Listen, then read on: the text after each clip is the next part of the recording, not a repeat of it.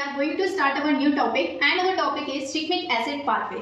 B Pharma 3rd year 5th sem Pharmacognosy 2 Unit 1. आज हम इसमें इंट्रोडक्शन और शिकमिक एसिड पाथवे को देखेंगे। इससे पहले हमने बेसिक मेटाबॉलिक पाथवे और एसिटेट मेवलेनेट पाथवे को देखा था। आई होप कि आपको वो दोनों वीडियो बहुत अच्छे से समझ में आई। पहले इंट्रोडक्शन का पॉइंट कहता है metabolic pathway for biosynthesis of aromatic amino acids. इसका मतलब क्या है कि ये जो पाथवे है ये अमीनो एसिड्स की बायोसिंथेसिस करता है और अमीनो एसिड्स क्या करते हैं, एल्कलॉइड्स की फॉर्मेशन करते हैं। साथ ही ये फिनाइलएलेनिन, टायरोसिन और ट्रिप्टोफैन की बायोसिंथेसिस भी करता है। फिनाइलएलेनिन से हमें क्यूमेरिन, लिग्निन भी मिलता है। Next point is shikimic acid is a key intermediate from carbohydrate. जैसे हमने एसिटेट मेवलेनेट पाथवे में देखा था कि उसका एक प्रिकर्सर था, स्टार्टिंग मटेरियल था पायरुविक एसिड, ऐसे ही शिकमिक एसिड पाथवे में हमारा प्रिकर्सर है कार्बोहाइड्रेट। एक बार आप बेसिक मेटाबॉलिक पाथवे को जरूर देखें। आई होप कि आपने वो देख लिया होगा और आपको समझ में आ गया होगा कि पहले जो है सनलाइट, देन फोटोसिंथेसिस, उसके बाद कार्बोहाइड्रेट 4 डिविजन्स में डिवाइड होगा। उनमें से एक इरिथ्रोज 4-फॉस्फेट है और इरिथ्रोज 4-फॉस्फेट से शिकमिक एसिड पाथवे है जो किसकी बायोसिंथेसिस करेगा, aromatic amino acids, phenylalanine and volatile oils की। Next point is shikimic acid name is derived from shikimi Japanese flower. ये शिकमिक एसिड नेम कहाँ से आया? It is derived from shikimi Japanese flower. एक जैपनीज फ्लावर है जिसका नाम है शिकिमी, वहां से इसका नाम रखा गया शिकमिक एसिड पाथवे।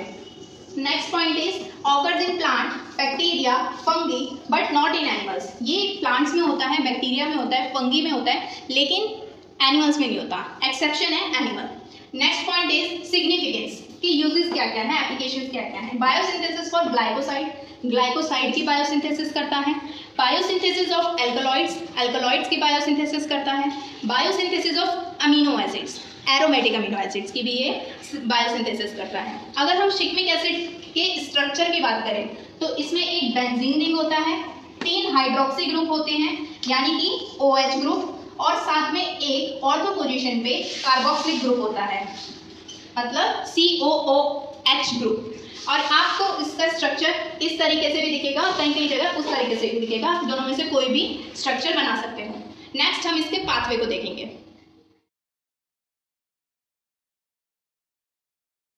अब हम शिकमिक एसिड पाथवे को देखते हैं। शिकमिक एसिड पाथवे में सबसे पहले इरिथ्रोज 4-फॉस्फेट और फॉस्फोइनोल पायरुवेट मिलकर DAHP सिंथेस की प्रेजेंस में ये एक एंजाइम है। इसकी प्रेजेंस में ये 2 कीटो 3 डीऑक्सी 7 फॉस्फो डी ग्लूकोहेप्टोनिक एसिड्स की फॉर्मेशन करता है। इसकी स्ट्रक्चर की बात करें तो इरिथ्रोज 4-फॉस्फेट में 4 कार्बन चेन है जो कि सिंगल बॉन्ड से अटैच्ड है। सबसे ऊपर में एल्डिहाइड ग्रुप है, नीचे फॉस्फेट ग्रुप ऐड हो रखा है। साथ ही यहाँ पे हाइड्रोक्सी ग्रुप है और इस साइड देखें तो हाइड्रोजन ग्रुप है। अब ये स्ट्रक्चर और ये स्ट्रक्चर में क्या अंतर है? इसमें 4 कार्बन है, इसमें 3 कार्बन है। इसमें सबसे ऊपर एल्डिहाइड ग्रुप है, इसमें सबसे ऊपर कार्बोक्सिलिक ग्रुप है COOH। नेक्स्ट में यहाँ पे ऑक्सीजन है एंड फॉस्फेट ग्रुप है, देन CH2 ऐड है। ठीक है, इन दोनों को अब हम ऐड कर देंगे और एक सिंगल चेन बना देंगे कुछ इस तरीके से। ठीक है, अब इसमें क्या था, जो ये वाली चेन है यहाँ से स्टार्ट है, यहाँ पे इस वाले को हटा दिया है, इस वाले ग्रुप को हटा दिया है फॉस्फेट ग्रुप को, और यहाँ पे डबल बॉन्ड लगा दिया है। ये रहा CH2, ये रहा CH2, ये रहा। इसके साथ एक और बॉन्ड जोड़ के जितनी भी ये वाली चेन थी उसको ऐड कर दी। ठीक है, ये हमारा बन गया DHP। नेक्स्ट 3-डिहाइड्रोक्यूनेट सिंथेस की प्रेजेंस में, अगर ये पूरा नाम ना याद रहे तो सिंपल आप बोल सकते हो DHQ सिंथेस की प्रेजेंस में ये बना लेता है DHQ। 3 हाइड्रोक्सी ग्रुप रखने हैं, एक ऊपर और 2 नीचे, एक मेटा पोजीशन में और एक पैरा पोजीशन में। इसमें एक हमें डबल बॉन्ड ऑक्सीजन भी रखना है और कार्बोक्सिलिक ग्रुप रखना है। ये हमारा होगा 3-डिहाइड्रोक्यूनिक एसिड। फिर उसके बाद आए डिहाइड्रेशन होगा। डिहाइड्रेशन होने के बाद ये वाला जो पार्ट है ये हट जाएगा और इसका जो ये बॉन्ड है वो इस साइड आ जाएगा कुछ इस तरीके से। इसको बोलते हैं हम DHS, 3-डिहाइड्रोशिकमिक एसिड। ठीक है, नेक्स्ट हम देखें तो सिगमेट डिहाइड्रोजिनेज की प्रेजेंस में ये शिकमिक एसिड बना लेगा। और शिकमिक एसिड का स्ट्रक्चर तो हमने इंट्रोडक्शन में ही देख लिया था। देखें क्या सिमिलैरिटीज है। सिमिलैरिटीज ये हैं कि यहाँ कार्बोक्सिलिक ग्रुप है, यहाँ कार्बोक्सिलिक ग्रुप है, यहाँ डबल बॉन्ड है, यहाँ डबल बॉन्ड O है, लेकिन यहाँ हाइड्रोक्सी ग्रुप है। नेक्स्ट, शिकमेट काइनेज की प्रेजेंस में ये बना लेता है शिकमिक एसिड 3 फॉस्फेट। फॉस्फेट लग गया मतलब कि यहाँ पे फॉस्फेट ग्रुप ऐड हो जाएगा, H2O3PO। ये ग्रुप हमने यहाँ OH की जगह ऐड कर दिया। ठीक है, नेक्स्ट आते हैं क्रॉसमेट सिंथेस की प्रेजेंस में ये बना लेगा क्रॉसमिक एसिड। क्या बना लेगा? क्रॉसमिक एसिड।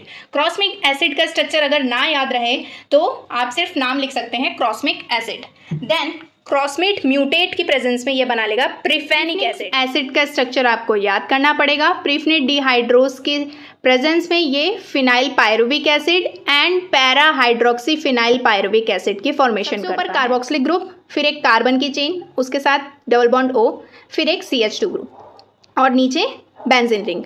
और अगर para hydroxy phenyl pyruvic acid की बात करें, पायरुविक एसिड की, तो यहाँ पे क्या है? लास्ट में पैरा हाइड्रोक्सी मतलब पैरा पोजीशन में हाइड्रोक्सी ग्रुप, बाकी सारा स्ट्रक्चर सेम है। नेक्स्ट आते हैं तो इसमें फिनाइल एलानाइन अमाइनो ट्रांसफरेज की प्रेजेंस में ये बना लेता है फिनाइल एलानाइन। हमने पढ़ा था ना कि शिकमेज एसिड किसकी बायोसिंथेसिस करता है?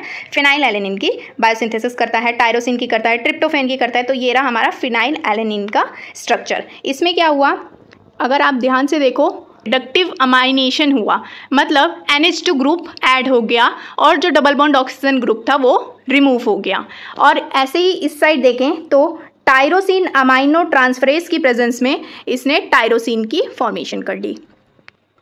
अब हमने यहाँ पे क्रॉसमिक एसिड की बात की थी, जिसके बाद प्रिफनिक एसिड आया था। लेकिन अगर मैं क्रॉसमिक एसिड के नीचे आऊँ तो एंथ्रेलिक सिंथेस की प्रेजेंस में ये बना लेता है एंथ्रेलिनिक एसिड। एंथ्रेलिनिक फर्दर ट्रिप्टोफैन की बायोसिंथेसिस करता है। आई होप कि आपको शिकमिक एसिड बहुत अच्छे से समझ में आया होगा। एक बार छोटा सा रिकैप कर लेते हैं।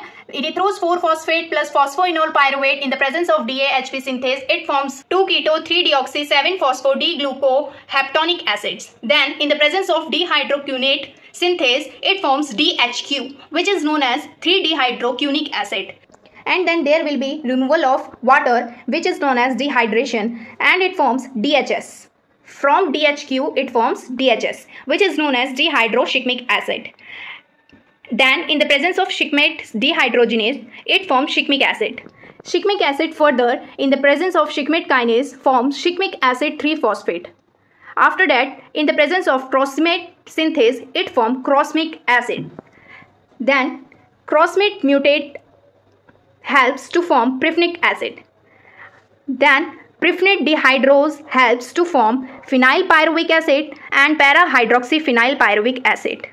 After that, phenyl alanine aminotransferase in the presence of reducted amination and tyrosine aminotransferase forms phenyl alanine and tyrosine. If we talk about crossmic acid, so in the presence of anthranilic synthase, it forms anthranilic acid.